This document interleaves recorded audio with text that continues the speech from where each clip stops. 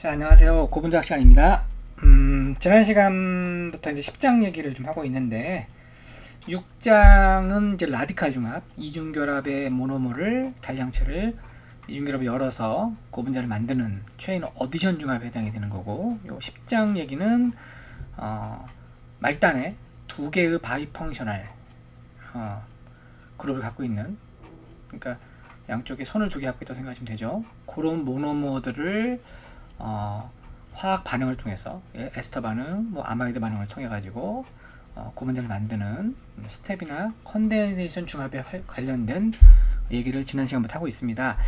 6장도 마찬가지고 10장도 마찬가지고 저희가 이제 상당히 중요한 부분이 뭐냐면 키네틱이죠. 키네틱. 6장에서도 이제 생각해 보시면 여러분 키네틱이라는 게 프로퍼게이션에서의 반응 속도, 즉 고분자가 만들어지는 프로퍼게이션이라고 하는 그런 반응에 있어서의 반응 속도가 얼마만큼 빠르느냐. 결국은 이렇게 고분자가 만들어지는 과정이니까 얼마만큼 빠르게 고분자가 만들어지고 그 고분자를 만들기 위해서 반응 속도를 조절하기 위해서 우리가 어떠한 팩터들을, 예를 들면 모노머의 단량체 양이라든지 아니면 뭐 개시의 양이라든지 이런 것들을 조절했을 때 반응 속도가 어떻게 바뀌느냐, 이런 것이 중요한 어떤 키네틱에서의 포인트였죠. 또 하나 포인트가 뭐였냐면 분자량이었어요. 분자량. 그죠? 반응의 속도 플러스 분자량이 결국은 우리가 고분자에서 키네틱을 하는 아주 중요한 이유였죠. 그리고 6장 후반에는 무슨 얘기를 했냐면 코폴리머리제이션에서의 키네틱은 그런 분자량과 반응 속도도 있지만 코폴리머에서의 키네틱이라고 하는 것은 두 개의 모노머, 두 개 이상의 모노머가 이제 코폴리머에 들어가니까 그 두 개의 모노머가 어떠한 비율로 반응을 했어. 그죠? 예를 들면 50대 50으로 모노머를 집어넣었다고 하더라도 실제 반응에 있어서는 50대 50이 안 될 수가 있으니까 실제 고분자의 조성이 넣어준 모노머의 조성에 의해서 어떻게 바뀌느냐, 이것이 또 키네틱에서 중요한 포인트였죠. 그래서 분자량, 반응의 속도, 그 다음에 코폴리머에 있어서는 코폴리머에서의 조성, 이게 중요한 포인트였어요. 그 키네틱을 하는 이유였죠. 또 하나 이제 코폴리머에서 중요한 거는 어떤 종류의 코폴리머가 만들어지느냐, 뭐 랜덤이냐 아니면 블락이냐 아니면 뭐 얼터네이팅이냐, 이런 코폴리머의 종류가 무엇이냐도 결국은 키네틱에서 우리가 다뤘던 거예요. 자, 10장도 마찬가지였죠. 반응의 속도라고 하는 것이, 분자량과 반응의 속도라고 하는 것이 키네틱에서 중요하다라는 얘기를 앞에서 지금 10장 앞부분에 했었어요. 그죠? 그래서 dp는 이꼬르 1-p 분의 1이라고 하는 캐로더스 이퀘이션을 가지고 저희가 이 중합도라고 하는 dp 바라고 하는, 그러니까 분자량이죠. dp 바라고 하는 거에 영향을 주는 인자가 무엇이냐를 반응의 시간이라든지 분자량이라든지 이런 걸 가지고 우리가 지난 시간에 배웠어요. 한번 여러분들이 지난 시간에 배웠던 걸 다시 한번 쭉 훑어보면 이 10장에서의 키네틱도 결국은 분자량과 반응의 속도가 중요하다. 그러니까 속도라고 하는 것은 어떻게 보면 반응 시간이죠. 그게 중요하다는 얘기를 했었고, 이제 10장에서는 6장과 조금 다른 한 가지 추가적인 어떤 중요한 포인트가 있어요. 그게 이제 키네틱에 있어서 중요한 포인트인데, 그게 지금 오늘 배우려고 하는 갤레이션이라고 하는 거예요. 갤레이션. 갤레이션. 자, 갤레이션이라고 하는 것은 물론 라디칼 중합에서도 크로스링킹이 일어납니다. 자, 갤레이션이라고 하는 것은 우리가 서머 플라스틱, 서머 셋 얘기할 때 서머 플라스틱 같은 경우는 리니어하거나 브랜치한 폴리머가 만들어지는 게 서머 플라스틱이죠. 그 다음에 서머 셋이라고 하는 것은 두 개의 폴리머 체인이 서로 연결되어서 크로스링킹이 일어난다. 그랬을 때 서머셋이 된다는 얘기를 했었어요. 즉 크로스링킹이 됨으로써 해서 우리가 서머셋이 되고, 그럴 때 그걸 우리가 갤레이션이라고 해요. 그러니까 이 10장에서 얘기할 때의 갤레이션은 뭐냐면, 우리가 이제 팔이 두 개짜리라고 말씀드렸죠. 이 스텝이나 컨덴서에 중하면 팔이 두 개짜리 모노머가 서로 만났을 때 리니어나 브랜치가 만들어질 텐데, 이제 브랜치는 사실 만들기 쉽지 않죠. 대부분 리니어가 만들어질 텐데, 팔이 세 개짜리 했어요. 팔이 세 개짜리. 예를 들면 뭐 지금 같은 경우는 이제 양쪽에 COH하고 양쪽에 R, OH를 갖고 있는 이런 모노머다. 그러면 이건 팔이 두 개짜리잖아요. 그럼 얘는 어떻게 돼요? 당연히 리니어가 만들어지죠. 리니어가. 그죠? 리니어 폴리머가 만들어질 거예요. 하지만 여기서 이 두 모노머 중에 하나가 팔이 세 개다. 얘가 팔이 세 개든 밑에 있는 OH가 팔이 세 개든 이렇게 되면 어떻게 되죠? 리니어가 아니고 구분자 체인이 서로 연결이 되죠. 이렇게. 이걸 우리가 크로스링크다라고 얘기를 했었어요. 그리고 이게 크로스링킹이 될 때 뭐가 일어나냐면 갤레이션이 돼요. 갤레이션. 이걸 우리가 서머셋이다라고 얘기를 했고요. 여기까지는 그냥 서머 플라스틱이다. 뭐 이런 얘기를 했었어요. 그죠? 이거 1장에서 배웠던 얘기예요, 사실. 자, 이 갤레이션이라고 하는 건 뭐냐면 크로스링킹이 돼서 처음에는 유동이 있어요. 그러니까 리니어 폴리머든 브랜치 폴리머든 온도를 올리면 어떻게 되죠? 녹죠. 녹아서 흘러요. 근데 이 크로스링킹이 되면 어떻게 되죠? 흐르지를 않아요. 마치 젤리처럼, 우리 젤리 아주 젤리처럼 끈끈하게 이렇게 어떤 모양을 변형시키면 변형이 됐다가 다시 원래 상태로 돌아가죠. 이게 갤레이션이라고 하는 거예요. 그러니까 이 크로스링킹이 어느 정도 됐느냐, 결국 이제 크로스링킹의 덴시티라고 얘기를 하는데, 크로스링킹이 얼마만큼 됐느냐가 결국은 뭘 결정하냐면 이 갤레이션을 결정하는 거죠. 자, 여기 보시는 것처럼 얘는 이제 양쪽에 팔이 두 개가 있는 거고, 얘도 팔이 두 개가 있는데 모노머 하나가, 어떤 종류의 모노머가 팔이 세 개가 있으면 결국은 이렇게 두 개의 체인이 서로 어떻게 되죠? 연결이 되죠. 이렇게. 이게 크로스링킹이라고 하는 개념이라고 아까 말씀드렸어요. 자, 그러면 이런 크로스링킹이 일어나면서 이제 고분자가 리니어에서 점점 크로스링킹이 된 고분자가 만들어지고, 그러면 이게 어떤 온도를 올렸을 때 유동이 없어지겠죠. 흐름이 있다가 그 흐름이 없어지는 거야. 즉 플로우라고 하는 어떤 유체가 리퀴드와 같이 흐르던 것이 갑자기 이제 딱딱해져서 솔리드가 되는, 여기서 솔리드라고 하는 것은 이제 젤이죠. 젤처럼 딱딱해지는 그런 시점이, 어떤 포인트가 있을 거라는 거죠.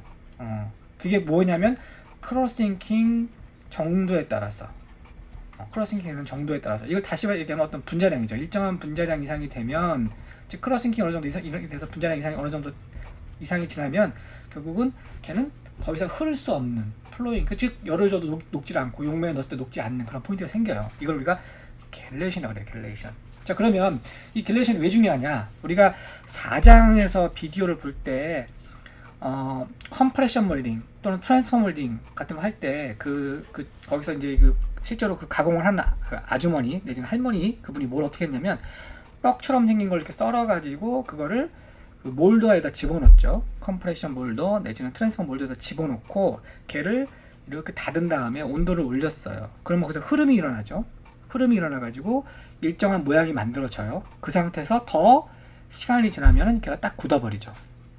그래서 우리가 트랜스퍼 몰딩이나 컴프레션 몰딩이 서머셋을 가공하는 방법 중에 하나다라는 얘기를 했었어요. 물론 이제 그것도 서머플라스틱도 가공을 할 수 있지만 이제 그 비디오에서는 서머셋을 가공한다. 자, 그러면 우리가 거기서 떡처럼 이렇게 썰어가지고 넣고 어떤 온도를 올려서 흐름을 만들 수 있는 그 지점까지는 갤레이션이 일어나지 않은 거죠. 하지만 그 지점을 지났어요. 온도가 올라가서. 그러면 더 이상 흐르질 않아요. 딱 굳어버리죠. 그러면 서머셋이 돼버리는 거야, 말 그대로. 이 크로스링킹에 의해서 말 그대로 최종 서머셋이 돼버려요. 그러면 이제 흐르질 않죠. 걔는 온도를 가하든 용매에 넣든 녹지를 않습니다. 자, 그러면 우리가 서머셋을 가공하려면 결국은 모노머 상태에서 우리가 고분자를 만들어야 되는데, 이 모노머 상태는 대부분 액체란 말이야, 모노머가. 그러면 얘를 가지고 우리가 몰드에 집어넣을 수가 없죠. 액체는 몰드에 집어넣을 수가 없어요. 흘러버리니까. 그래서 걔를 어떻게 하냐면 그 아줌마들이, 할머니가 떡처럼 이렇게 가공을 할 수 있는 상태로 만들어요. 그걸 우리가 프리폴리머라고 해요. 프리폴리머. 그러니까 즉 모노머라고 하는 단계에서, 이 모노머는 액체란 말이야. 액체니까 어떻게 되죠? 흘러버리죠. 흐름이 있어요. 그러니까 우리가 몰딩을 할 수가 없어요.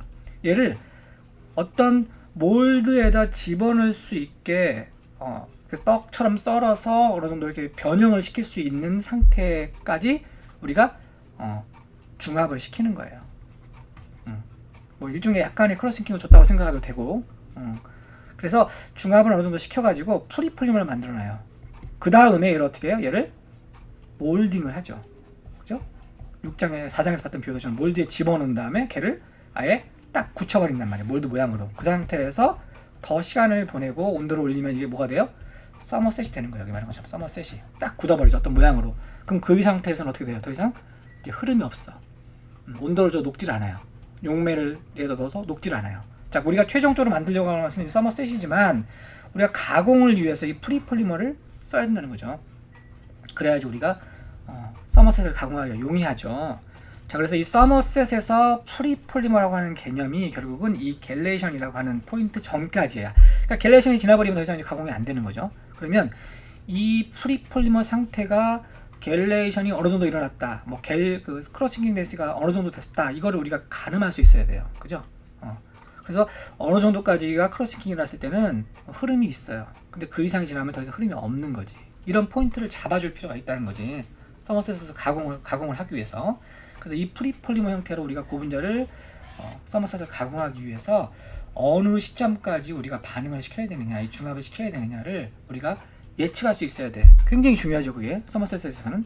이것이 결국은 10장에서 6장과 좀 다른 점이에요. 대부분의 서머셋이 스텝이나 컨덴세이션 중합에서 만들어집니다. 물론 트레이닝이나 오디션 중합에 있어서도 우리가 크로스링을 시키고 서머셋을 만들긴 하지만 우리가 실제로 사용하는 서머셋의 많은 부분들이 스텝이나 컨덴세이션 중합에서 만들어져요. 따라서 6장하고는 다르게 이 10장에서는 이 키네틱이라고 하는 포인트에서 중요한 포인트가 뭐냐면 갤레이션 포인트를 찾아내는 것이 중요하다라는 것이 10장에서의 이 지금 우리가 배우려고 하는 이 부분입니다. 상당히 중요하죠. 그래서 그걸 좀 여러분이 그런 이해를 하시고 이제 제 설명을 좀 들으시면 될 것 같습니다. 자, 그래서 예를 들면 세 개의 모노머가 있어요. 여기 보면은 요게 보면 요게 이제 딱 오픈이 되면은 COH가 만들어져요. 그래서 얘는 COH가 두 개가 있는 양쪽에 팔이 COH가 두 개 있는 모노머라고 생각하시면 돼요. 그래서 펑셔널리티 2라고 둔 거고요. 얘는 COH가 3개죠. 그럼 펑셔널리티를 3이라고 두는 거고요. 얘는 OH가 양쪽으로 두 개가 있어요. 그래서 펑셔널리티가 두 개고 얘는 OH가 3개가 있죠.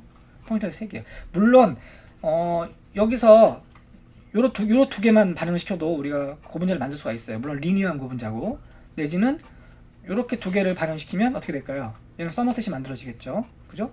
요렇게 반응시켜도 서머셋이 만들어질 것이고 크로스링킹이 된다는 거죠. 하지만 이제 여기서는 4개의 경우를 다 보자는 거야. 4개의 모노머를 집어넣고 이제 중합을 시킬 때 얘는 펑셔널리티가 2, 얘는 펑셔널리티가 3. 그러니까 즉 COH 개수라고 생각하시면 돼요. 얘는 2. 그럼 얘는 평균이 얼마나 되냐면 평균 F 에버리지는 전체 몰수가 1몰 집어넣으면 4분의 2 더하기 3 더하기 2 더하기 3이 되니까 2.5가 된다. 즉 이 모노몬의 평균적인 펑셔널리티는 2.5가 된다. F 에버리지라는 것이.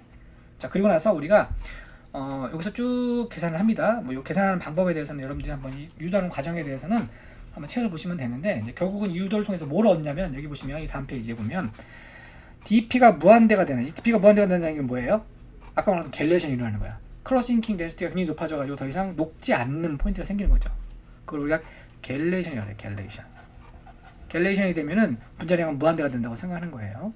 자, 이렇게 갤레이션이 일어날 때 그때 우리가 중합도 P, 우리 P 알죠? dP 바 이꼬르 1-P분의 1일 때 요 P라고 하는 게 결국은 중합도였단 말이야. 얼마만큼, 중합도가 아니라 반응의 정도였죠. 반응의 정도를 얼마만큼 시켰을 때 그때 분자량이 얼마가 되냐를 따졌단 말이야. 이 반응의 전환율이라는 게 굉장히 중요하단 말이야. 이게 얼마만큼 시켜, 이게 뭐 100이 되느냐, 90%가 되느냐, 99%가 되느냐 이런 것들에 따라서 이 분자량이 결정되는 거잖아요. 그러니까 어느 포인트까지 우리가 중합을 시켜야 되느냐, 그죠? 반응을 시켜야 되느냐, 반응의 정도니까 이 P가 얼마만큼 반응을 시켜야 되느냐. 그러니까 여기서 보면 PC라고 하는 거 뭐냐면 여기 보면 크리티컬 익스텐셔널 리액션이야. 그러니까 갤레이션이 일어나는 그 시점에서의 반응의 정도라고 생각하시면 돼. 그러니까 그 반응을 탁 넘어가면 그 PC 값을 지나게 되면 예를 들면 이게 이제 뭐 예를 들면 70%라고 합시다. 70%다. 그럼 0.7이 되는 거잖아요. P가 여기서 0.7을 딱 지나면 걔는 갤레이션이 일어나 버려. 그러면 더 이상 가공을 할 수 있다 없다? 없다. 그러니까 이 PC를 우리가 알고 있으면 어떻게 돼요? PC를 알고 있으면 어떻게 되죠? 그 PC 전까지만 우리가 이 모노머 상태에서 아까 말씀드린 것처럼 모노머 상태에서 프리폴리머를 만들면 되는 거야. 그러니까 아까 PC가 0.7이라는 얘기는 뭐예요? 이 0.7까지만 우리가 중합을 시키는 거야. 0.7 전까지죠. 0.6든지 0.6이든지 이때까지만 딱 중합을 시켜. 그래서 얘를 프리폴리머 형태로 놔두는 거지. 그 다음에 얘를 어떻게 해? 그러면 얘는 가공이 가능하단 말이야. 갤레이션 포인트를 아직 지나지 않았으니까 유동을 만들 수가 있어. 그럼 우리가 아까 트랜스포 멀딩도 시킬 수 있고 컴프레션 멀딩도 시킬 수가 있죠. 그 다음에 걔를 어떻게 돼? 100까지 보내버리는 거죠. 즉 1까지 보내버리는 거야. P를. 무슨 말 알겠죠?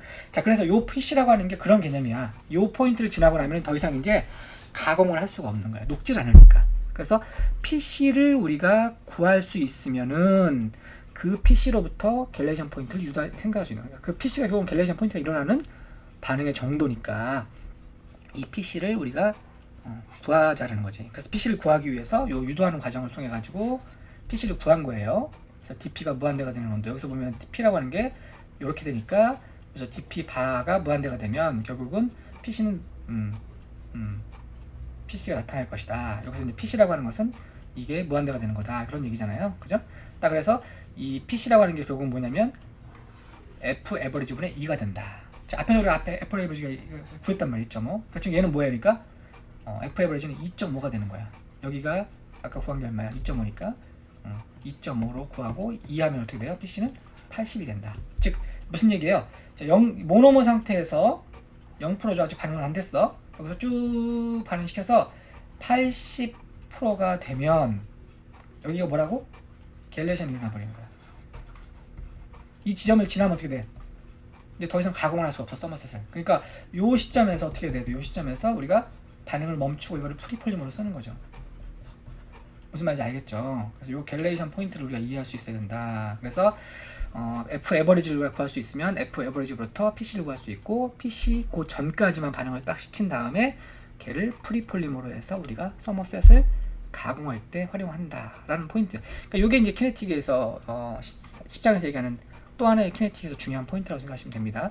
만약에 믹스처가 여기 보면 넘버 1이 요게 3몰이고 그 다음에 넘버 4 얘가 몇 몰이야? 2몰이면 그러니까 요 두 개만 반응시켜도 서머셋이 되잖아요. 요것이 반응성이 3이니까 그러면 어떻게 되냐면 여기 전체가 5몰이죠. 얘가 이제 3몰, 2몰 했으니까 그러면 5몰분의 3 곱하기 2 더하기 2 곱하기 3은 2.4가 돼요. 그러면 요거하고 요 두 개의 모노만 써서 우리가 서머셋을 만들 때는 반응의 PC값이 얼마냐면 83%예요. 그러니까 이 네 개를 다 쓰면 아까 PC가 얼마였죠? 80이었죠. 그러니까 80 전에 우리가 반응을 중합을 딱 끝내고 프리폴리머로 써야 되고 이 두 개만 모노만 써가지고 우리가 만약에 고분자를 만든다 그러면은 83까지 조금 더 높이 중합도를 올릴 수 있는 거죠. 거기까지 올리는 상태에서 중합을 멈춰야 갤레이션 포인트를 지나지 않는다는 얘기죠. 자, 그래서 어떤 모노모의 어떤 펑셔널리티를 갖고 있는 달량치를 사용하느냐에 따라서 이 PC가 결정이 된다. 어떻게 결정하느냐? F 에버리지 값을 구한 다음에 이런 방법을 통해 가지고 F 에버리지 값을 구한 다음에 그걸로 2를 나눠주면 그게 PC 값이 된다라는 거예요. 자, 얘는 당량이죠.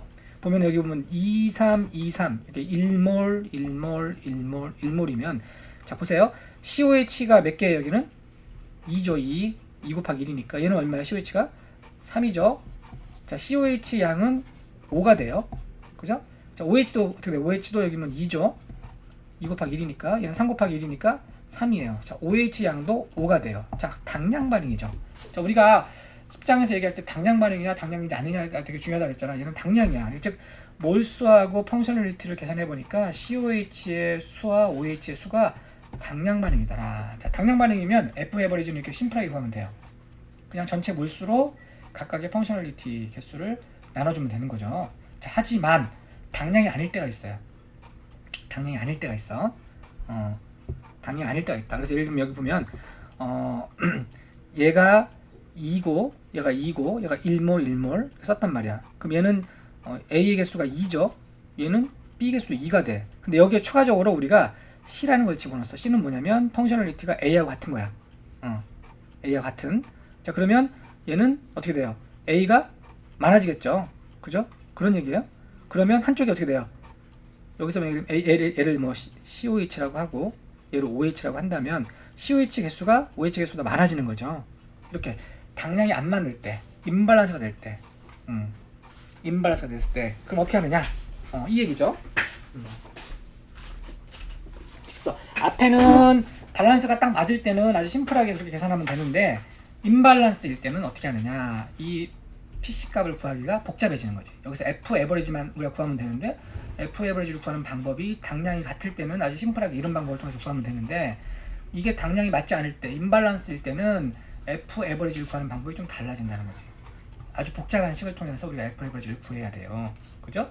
자, 여기서 보면 여기서 A와 C는 동일한, 여기서 A하고 C는 동일한 지금 펑셔널리티야. 그러니까 아까 말했듯이 얘가 COH면 얘도 COH가 되는 거고요. 그죠? 그리고 그 다음에 B가 과량이다. 여기서 이게 과량이 되는 거네. 예. 여기서 이게 과량이 아니고 B가 과량이에요. 좀 책을 잘 읽어보시면 되는데, 즉 A하고 여기 보면 C 지금 같은 펑셔널리티라고 하면 얘는 펑셔널리티가 두 개인 거니까 COH가 두 개 있는 거고 얘는 펑셔널리티가 2 이상이니까 예를 들면 뭐 이런 거죠. R에 COH가 이렇게 세 개 있는 거, 이렇게 세 개 있는 거라고 생각하면 이런 것과 이런 것을 이게 두 개가 있고 COH는 얘는 양쪽에 OH가 있는 거라고 생각하면 이렇게 있을 때 이게 과량이다. 이것이 B가 과량이다. 이게 중요하다. 책에서 나와 있습니다. B가 과량일 때 그럴 때 F 에버리지를 구하는 방법은 이렇게 복잡한 식으로 구해진다. 여기서 R은 뭐냐면 R은 이렇게 되고요. 로우는 이렇게 된다. 그래서 여기다 요걸 다 집어넣고 F 에버리지를 구한다. 자, 이거 나중에 연습 문제를 제가 풀어줄 건데 그 연습 문제를 풀면 이게 무슨 얘기인지 알 수 있어요. 연습 문제에서 다시 한번 얘기를 할 겁니다. 자, 중요한 거는 뭐냐면 당량 반응일 때, 이렇게 당량 반응일 때는 F 에버리지를 이렇게 아주 심플하게 구할 수 있어요. 하지만 당량이 아닐 때, 한쪽이 과량일 때, 예를 들면 여기서는 B가 과량인 거죠. 예를 들면 아까 여기서 보면 요게 B라고 하고 요걸 A라고 하고 요걸 C라고 하면 되는 거야. 그러면 A하고 C는 같은 펑셔널리티를 갖고 있고 A는 다이 펑셔널이고 C는 트라이, 반응성이 생긴 거죠. 여기 보면. 근데 B는 다이 알코올이 되는 거죠. 그럴 때 B가 과량이 되는 거야. B가. 이랬을 때 한쪽이 과량이다 보니까 이 식을 쓸 수가 없어. 이 F 에버리지 구하는 식을 쓸 수가 없는 거야. 그래서 어떻게 쓴다? 이렇게 복잡한 식을 쓴다. 그렇죠? 그랬을 때 R 값하고 로 값을 구하고 각각 넣는다. 여기서 보면 FA는 여기서 A는 아까 2라 그랬잖아. FA가 2. 펑셔널리티 두 개니까. 그 다음에 FC는 2 이상이니까 뭐 3이 될 수도 있고, 그 다음에 FB는 여기도 2죠. 이렇게 되는 거죠. 그 다음에 여기서 여기 구할 때 R하고 로를 구할 때 NA, NB는 몰수야. 몰수. 1몰, 예를 들면 1몰, 1몰 이렇게 되는 거죠. 무슨 말 알겠죠? 여기 1, 1로 따랐으니까. 그래서 그렇게 됐을 때 어쨌든 그 한쪽이 과량이 들어가니까 예를 들면 B가 뭐 2몰이 될 수도 있겠죠. 예를 들면 이렇게 됐을 때 요 각각의 몰수라고 생각하시면 됩니다. 그래서 이 몰수를 집어넣고 R과 로를 구하고 각각의 구한 R과 로에 펑셔널리티를 더 넣어가지고 F 에버리지 구한 다음에 이 F 에버리지를 어디다 집어넣어요? 앞에서 구한 식 PC는 이꼬르 F 에버리지 분의 2 여기다 집어넣으면 돼. 그러니까 결국은 당량일 때는 F 에버리지를 이렇게 심플하게 그냥 전체 몰수 분의 각각의 펑셔널리티의 비율로 F 에버리지를 구하면 되지만 그게 아닐 때는, 당량이 아닐 때는, 임밸런스일 때는 F 에버리지를 좀 복잡하게 구하고 그걸 동일한 식에 PC를 구하는 식에 집어넣으면 된다. 그 설명이 좀 복잡할 수 있는데 나중에 연습 문제에서 여러분들 제가 연습 문제를 풀 때 요거를 다시 한번 언급을 해드릴 거예요. 그러니까 연습 문제를 한번 푼 다음에 한번 생각을 해보도록 합시다. 자, 좀 복잡하게 설명이 됐지만 어쨌든 요 지금 챕터 요 장이 무슨 얘기를 하고 있다고? 갤레이션에 대한 얘기를 하고 있다. 왜 갤레이션이 필요하다? 우리가 프리폴리머라는 개념을 써서 서머셋을 가공하기 때문에 그 프리폴리머까지만 딱 갤레이션 시킨 다음에 가공을 한 다음에 완벽하게 서머셋을 만들기 위해서 이 개념이 필요한 거예요. 그러니까 어떻게 보면 이런 계산하는 것보다 중요한 포인트가 이 포인트예요. 왜 갤레이션이라고 하는 게 이 스텝 중합에서는 중요하냐? 그걸 여러분들이 좀 이해를 먼저 하셔야 됩니다. 자, 넘어갈게요. 나머지 부분은 뭐 이렇게 중요하지 않으니까 쭉 스킵하겠습니다. 스킵하고 한번 필요하신 뭐 책을 읽어보시기 바랍니다. 스텝 중합에서 코폴리머라이제이션 뭐 잠깐 언급이 되어 있는데 뭐 이거는 라디칼 중합하고 달라요. 조금 다르고 그냥 A하고 B와 반응시킨 다음에 말단에 뭐가 살아있어요. 양쪽에 엔드 그룹이 살아있단 말이야. 여기다 이렇게 다른 모노머 C를 집어넣으면 이게 코폴리머가 되는 거야. 그죠? 그러니까 이 스텝 중합에서의 코폴리머 개념은 그냥 추가적으로 계속 모노머를 집어넣으면 된다는 거고, 그랬을 때 이제 넣는 모노머가 뭐냐 또는 모노머의 성질에 따라서 A가 뭐고 B가 뭐고 C에 따라서 랜덤이 생기기도 하고 뭐 얼턴이 생기기도 하고, 근데 그럼 넣는 방법이라든지 이런 순서에 따라서도 랜덤을 만들 수도 있고 얼턴을 만들 수도 있다. 뭐 이런 얘기예요. 사실 이렇게 뭐 중요한 얘기는 아니니까 한번 읽어보시면 될 것 같습니다. 자, 10.7절 얘기를 좀 할 건데요. 10.7절. 자, 여러분들 그 6장에서 우리가 중합의 테크닉에 대한 얘기를 했었어요. 기억납니까? 중합을 실제 상업적으로 이런 라디칼 중합을 실제 4가지 방법으로 중합을 한다. 그래서 우리가 벌크 중합, 기억납니까? 그 다음에 용액 중합, 솔루션, 그 다음에 서스펜션, 현탁 중합이라고 그랬죠? 그 다음에 마지막에 뭐였죠? 에멀전.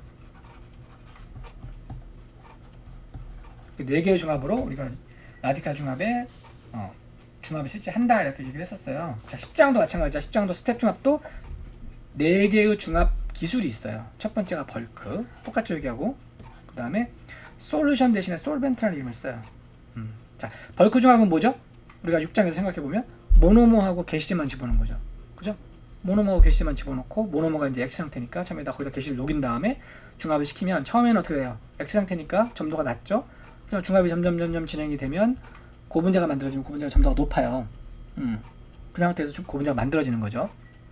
장점이 뭐였어요? 깨끗하다, 그죠? 순도가 높다, 뭐 이런 거에 장점이었어요. 그 다음에 뭐 외부에서 다른 거 뭐 용매도 안 들어가고 아무것도 안 들어가니까 그냥 그 자체가 깨끗하다. 스텝 중합은 뭐예요? 이거 모노머만 들어가는 거, 달량체만. 달량체 딱 집어넣는 거죠. 양쪽에 COH 있는 거, 양쪽에 OH 있는 모노머 두 개 딱 집어넣고 중합시키면 되는 거야. 자, 그럼 마찬가지로 얘도 되게 심플하고 깨끗하고 이런 장점은 있지만 단점이 뭐였죠? 육장하고 똑같아. 열이 발생한다. 점도가 높아진다. 그죠? 이런 거 막 복잡한 문제가 생기죠. 이걸 어떻게 해결을 해야 된다. 또 하나 이제 10장에서는 얘는 뭐예요? 양쪽에 COH, OH 갖고 있으면 뭐가 만들어져요? 물이 만들어져요. 물. 부산물이 나오죠. 부산물이 있으면 중합이 가요, 안 가요? 안 가죠. 그래서 이 물을 빼줘야 돼. 그래야지 중합이 정방향으로 계속 중합이 진행이 되죠. 우리가 뭐 유기화학에서 배웠던 거야. 그래서 하이베큐으로 이런 바이프로덕을 빼줘야 된다. 이게 또 벌크 중합의 단점일 수 있죠. 자, 그래서 이런 열 문제, 점도 문제를 해결하기 위해서 나온 게 솔루션 중합이었어요. 6장에서는. 그래서 용매를 집어넣은 거예요. 용매. 네, 용매를 넣어서 발열 문제라든지 점도 문제를 해결했죠. 동일해요. 솔루션, 여기서는 솔루션을 했지만 이런 솔벤트라고 해요. 이름만 바뀐 거야. 똑같아요. 용매를 집어넣는다. 용매를 집어넣는다. 그러면 점도 낮출 수 있다. 온도 낮출 수 있다. 그죠? 그리고 이제 그리고 나서 나중에 또 단점이 뭐냐면 물이 나오죠. 물에다가 우리가 잘 어떤 용매를 집어넣으면 이거 뭘 만들 수 있어요? 아제트로피 컨디션을 만들 수 있어요. 그럼 이 물을 빼내기가 쉽죠. 이거 유가 아마 어디서 단위 수작에도 배웠을 것 같은데, 그죠? 아제트로피 컨디션을 만들면 용매를 제거할 수 있다. 예를 들면 에탄올을 100% 제거하지 못할 때 거기다 물을 100% 제거하지 못할 때 에탄올을 집어넣어서 물과 에탄올에 아제트로피 컨디션을 만들어주면 그 물을 완벽하게 제거할 수 있다. 이런 거 아마 배웠을 것 같은데. 그래서 아제트로픽 디스틸레이션을 시키기가 용이하다. 왜? 물이 원래 있으니까 거기다가 용매를 적당한 용매를 넣어주면 이 두 개를 섞어가지고 우리가 완벽하게 물을 제거할 수 있다. 이런 거죠. 그렇지만 이제 우리가 이런 용매가 있으니까 어떻게 할까? 용매를 나중에 제거를 시켜줘야 되니까 용매를 제거시키는 스텝이 필요하다. 그러니까 공정이 어떻게 보면 더 복잡해지고 단가가 올라갈 수가 있겠죠. 이게 이제 용액중합, 솔벤트 폴리머라이제이션의 단점입니다. 자, 여기까지는 똑같아요. 6장하고 용어만 조금 바뀌었을 뿐이지. 자, 그 다음에 10장에서 이제 다른 방법으로 추구하고 있는 게 뭐냐면 이제 세 번째 방법이 계면중합이에요. 자, 이거 이미 배웠어요. 계면중합은 기억나나요? 요거죠. 나일론 로프트릭이라서 배웠단 말이야. 밑에는 클로로폼에 들어가는 모노머인 이런 모노머를 집어넣고 위쪽은 뭐예요? 물에 녹는 이런 모노머를 집어넣어가지고 얘는 클로로폼에게는 물이니까 안 섞인단 말이야. 그 상태에서 이 계면에서 뭐가 일어나요? 중합이 일어나죠. 이 모노머 고분자를 계속 밖으로 빼주면 어떻게 돼요? 중합이 계속 일어나죠. 이게 계면 중합이라고 해서 계면 중합. 그죠? 그래서 우리가 나일론을 만든다 이런 얘기 했어요. 나일론 로프트릭이다 이렇게 했단 말이죠. 자, 이 두 개의 모노머를 서로 임미시블한 용매에 녹인 다음에 하나는 물이고 하나는 용매, 여기 유기용매죠. 녹인 다음에 그 계면에서 중합을 시키는 것이 계면 중합이다. 장점이 뭐였어요? 낮은 온도에서 중합이 일어난다. 이 반응성이 되게 좋기 때문에 모노머가 이런 모노머의 반응성이 엄청나게 좋죠. 그래서 이제 낮은 온도에서 일어난다. 그 다음에 모노머가 디퓨전되는 속도에 의해서 중합이 결정된다. 그러니까 우리가 앞에서 배웠던 어떤 키네틱하고 좀 다를 수 있어요. 그 다음에 분자량을 우리가 아주 높일 수가 있다. 왜냐면 계속 고분자를 뽑아주면 분자량이 점점 올라가는 거죠. 그 다음에 이거 우리가 스텝 중합에서 중요한 게 5대5 즉 1대1의 모노머 COH 개수와 OH 개수를 정확히 맞춰야 된다. 그래 분자량을 높일 수 있다. 이런 얘기 했었어요. 근데 얘는 어떻게 돼요? 항상 계면에서는 1대1을 만나잖아. 쉽게 얘기해서 여기 이 안에 녹아있는 모노머나 이쪽에 녹아있는 모노머의 농도는 다를 수 있어요. 예를 들면 얘가 모노머가 10개고 얘가 10개다 15개다 하더라도 이 계면에서는 어떻게 돼요? 항상 1대1로 만날 수밖에 없잖아. 그죠? 그러니까 스티어키네틱 밸런스를 굳이 맞출 필요가 있다 없다? 없다. 이게 장점이죠. 사실 이게 공정에서 실제 중합 공정에서 이 양쪽의 모노머의 양을 정확히 맞추기가 되게 어렵습니다. 근데 이 계면 중합은 그럴 필요가 없다라는 얘기예요. 자, 그래서 이제 벌크 중합, 솔루션 중합, 여기서 솔벤트 중합이죠. 이후에 6장에서는 서스펜션 중합 얘기했는데 계면 중합이라는 것이 새로 나왔다. 자, 그리고 마지막으로 페이스 트랜스퍼 카탈리스트. 이거 좀 어려운 얘기인데 PTC라 그래요. 자, 이건 뭐냐면 앞에 있는 모노머에서는 앞에 있는 중합 방법에서는 밑에는 클로로폼 유기용매였어요. 유기용매 위에는 물이었어요. 뭐 물이든 알코올이든 서로 섞이지 않죠. 이런 경우가 되게 많아요. 여기는 A라고 하는 모노머가 녹아요. 얘는 B라고 하는 모노머가 녹아요. B는 유기용매에 안 녹습니다. 얘는 여기 안 녹아요. 녹질 않아. A는 이 물에 또 안 녹아요. 그러면 하나의 공통된 용매에다가 A 집어넣고 B를 집어넣어야 돼. 그래야지 이 유기용매 안에서 이게 이제 아까 말했던 이 솔벤트 중합이잖아. 그러니까 두 개의 모노머가 각각의 하나의 유기용매에 다 녹으면 하나의 또 뭐 물에 녹는다든지 하면은 중합이 간단한데 그렇지가 않다라는 거지. 그래서 이제 사실 여기서 A는 여기에 녹고 B는 여기 녹았으니까 이걸 이런 이렇게 계면 중합을 할 수 있었던 건데, 만약에 계면에서 반응이 안 일어난다. A는 유기용매에 녹고 B는 물에만 녹는데 이 계면 중합이 불가능한 모노머다. 그러면 이거는 어떻게 중합을 시켜야 돼? 둘이를 섞어야 되는데 섞지도 않고, 그죠? 그러니까 계면 중합이 가능한 모노머는 굉장히 제한적이죠. 제한적이란 말이에요. 근데 대부분의 모노머들이 계면 중합을 안 되는 모노머들이 많아요. 그러면 각각의 유기용매나 물에 녹아서 서로 섞이지 않는단 말이야. 그럼 이걸 어떻게 해야 되느냐? 이걸 어떻게 해야 되느냐 이거지. 둘을 섞어야죠. 섞어서 중합을 시켜야 되는데 사실 용매끼리 잘 안 섞는단 말이야. 자, 그러면 이럴 때 우리 어떤 방법을 쓰죠? 우리가 물과 기름이 섞이지 않아요. 그럼 이걸 섞게 해서 뭘 집어넣죠? 우리가 계면 활성제를 집어넣죠. 그죠? 서펙턴트 뭐 이런 걸 넣는단 말이야. 그래가지고 이걸 섞이게 만드는 거죠. 그래서 우리가 때를 빼는 원리, 뭐 비누의 원리 이런 거 배웠단 말이지. 마찬가지야. 여기는 서로 섞이지 않으니까 이 두 가지를 왔다 갔다 할 수 있는 어떤 제3의 물질을 넣어주는 거죠. 걔가 뭐냐면 페이스 트랜스퍼 카탈리스트라고 하는 거야. PTC를 집어넣으면 PTC가 이 왔다 갔다 유기용매와 물 사이로 왔다 갔다 하는 거지. 자, 그래서 보시면 요거죠. 요것들이 이제 페이스 트랜스퍼 카탈리스트 PTC라고 하는 건데, 그래서 여기다가 오거닉 페이스에는 요게 있고, 아큐어스 페이스에는 요런 모노머가 있어요. 여기다 뭘 집어넣어줘요? 이런 PTC를 넣어주면 이 PTC가 어떤 역할을 하냐면 여기를 갔다가 여기를 갔다가 여기 갔다가 여기 갔다가 왔다 갔다를 한다는 거지. 유기 페이스와 아큐어 페이스를 계속 왔다 갔다 하는 거야. 자, 그게 이제 여기 나와 있는 건데, 요런 넣어주면 여기 보면 요거죠. 여기 Q 플러스라고 하는 게 이제 PTC라고 하는 건데, QTC가 여기 보면 여기 붙어가지고 중합을 해요. 그다음 이로 움직입니다. 여기는 아큐어 스페이스예요. 여기는 유기 페이스고, 유기 페이스에 있다가 같이 가서 한 바퀴 삥 돌아서 다시 돌아오죠. 이렇게 계속 움직이는 거예요. 이렇게 움직이면서 떨어졌다 하면서 계속 중합을 시켜주는 거죠. 그러니까 쉽게 얘기해서 서로 친하지 않은 친구가 둘이 있는데, 내가 중간에서 이 친구를 데리고 다른 친구를 만나게 해줘. 그러나 다시 또 이 친구를 데려와서 이 친구를 만나게 해줘. 이렇게 서로 친하지 않잖아요. 여기서 물과 기름이, 물이고 여기는 유기용매니까 안 친하단 말이에요. 그럼 이거를 이 안에 들어가서 이 안에 들어있는 모노머들을 서로 연결시켜주는 역할을 해주는 거야. 마치 계면활성제처럼. 이제 그런 역할을 해주는 게 PTC라고 하는 개념이에요. 자, 깊이 들어가면 좀 복잡하니까 어쨌든 그런 개념이다라는 것만 좀 이해를 하시면 되고요. 그렇게 함으로써 해서 우리가 고분자를 계속 중합시킬 수 있는 거야. 사실 이 개념은 고분자에서 나온 개념은 아니에요. 유기합성에서, 유기화학이라고 하는 개념에서 이미 나와 있는 개념이에요. 그러니까 A라고 하는 반응물과 B라고 하는 반응물을 반응해서 C라는 우리가 프로덕트를 만들어야 되는데, A하고 B가 서로 녹는 용매가 달라. 유기화학에서 그렇다는 얘기야. 그럼 유기화학 반응을 시켜야 될 때 PTC라는 촉매를 넣어주면 PTC가 A하고 B가 들어있는 각각의 용매에서 이 A하고 B가 반응할 수 있게 도와주는 역할을 해주는 거야. 그걸 우리 PTC라고 그런다. 그런 개념만 일단 이해하시면 돼요. 그래서 우리가 6장에서는 벌크 중합, 솔루션 중합, 서스펜션 중합, 에멀전 중합이 있었지만 10장에서는 벌크 중합, 솔벤트 중합, 인터페시어 중합, 그 다음에 PTC 중합이라고 하는 4종류의 중합 기술이 있다라는 거를 좀 기억을 해놓으시면 좋을 것 같습니다. 자, 그 다음에 쭉 넘어갈게요. 10.8절은 덴드리머야. 덴드리머는 가운데를 중심으로 이렇게 사방으로 이렇게 뻗어나가는 하일리 브랜치 폴리머였죠. 이런 식으로 기억납니까? 여기서 또 이렇게 뻗어나가고 이렇게 굉장히 브랜치가 큰 하일리 브랜치된 폴리머다. 이거 뭐 일종의 폴리머라고 봐야죠. 이렇게 이제 덴드리머죠. 폴리머는 쭉 길게 자라는데 얘는 이렇게 사방으로 퍼져나가는 것이 우리가 덴드리머라는 개념이었어요. 덴드리머는 그래서 이 가운데다가 뭔가 이렇게 집어넣어가지고 드러그 드리브라든지 그 다음에 뭐 센서라든지 뭐 레올로지 모디파이어라든지, 레올로지 모디파이어는 배웠죠 우리가. 브랜치 폴리머니까 온도에 따른 점도의 변화가 적다. 그래서 리니어 폴리머는 인탱글먼트가 될 때와 되지 않을 때 점도 변화가 굉장히 크단 말이야. 근데 이런 브랜치 폴리머는 인탱글이 일어나지 않으니까 점도 변화가 그렇게 심하지 않다. 그래서 이제 레올로지에서 우리가 온도에 따른 점도의 변화를 그렇게 심하지 않게 만들어주는 그런 물질을 넣어준다. 그래서 우리가 엔진 오일에다가 이걸 첨가해주면 온도에 따라서 엔진 오일의 점도가 변하지 않기 때문에 겨울에도 사용할 수 있고 여름에도 사용할 수 있는 그런 엔진 오일이 된다, 이런 얘기 했었어요.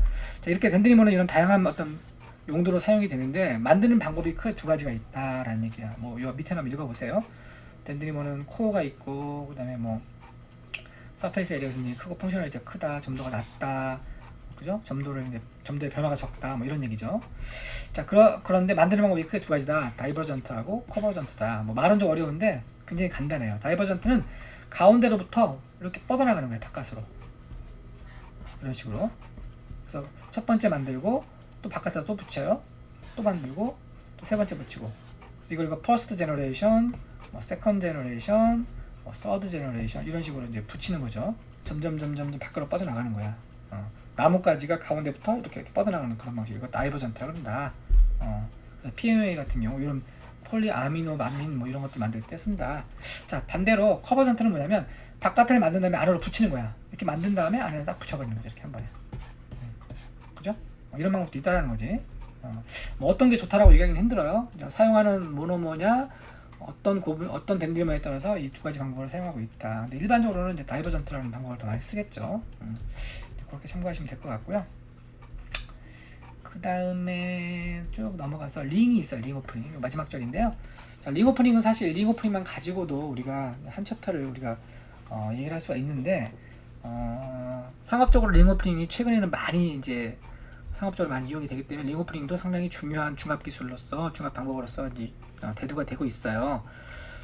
그렇지만 여전히 뭐 제한적인 모노머들만 이제 중압에 이용이 되기 때문에 앞에서 말씀드린 체인이나 오디션 중압 또는 스텝 컨덴세이션 중압만큼 그렇게 아주 제너럴한 방법들은 아니에요. 그래서 이제 링 오프닝은 링이 열리면서 링을 가지고 있는 모노머가 열리면서 중압이 되는 고분자가 만들어지는 그런 제한적인 고분자에서 이런 해당이 된다라는 건데, 이제 여기서 얘기하고 싶은 건 뭐냐면, 이 책에서 쭉 얘기하는 건 뭐냐면 링이 어떨 때 잘 열리느냐 그런 얘기예요. 그래서 보면은 링이 이제 삼각형이 있고 사각형이 있고 오각형이 뭐 있고 육각형이 있고 이렇게 있을 때 어떤 링이 가장 잘 열리느냐 뭐 이런 얘기예요. 그러니까 리액티비티는 당연히 삼각형이 가장 불안하니까 육각형이 가장 그러니까 육각형이 가장 안정하다 그러잖아 우리가. 그러니까 삼각형이 가장 불안정하니까, 불안정하다는 얘기는 뭐야? 링이 쉽게 열린다는 얘기죠. 그러니까 우리가 이제 예를 들면 육각형 링을 열어서 우리가 고분자를 만들 때, 폴리에스터 만들 때 폴리에스터는 육각형 같은 것이 굉장히 잘 만들어진다.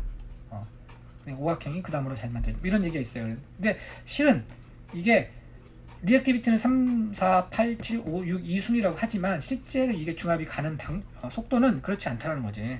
어떤 거는 육각형이 중압이 안 될 것처럼 보이지만 또 중압이 되는 경우도 있고, 삼각형이 중압이 되게 빠를 것 같은데 또 중압이 안 되는 경우도 있어요. 그러니까 이건 케이스 바이 케이스로 다 틀리기 때문에 일반적으로는 삼각형 링 같은 것들이 굉장히 빠르게 열려서 우리가 중압을 쉽게 일어나죠. 예를 들면 에폭시 같은 경우, 에폭시는 삼각형이란 말이야.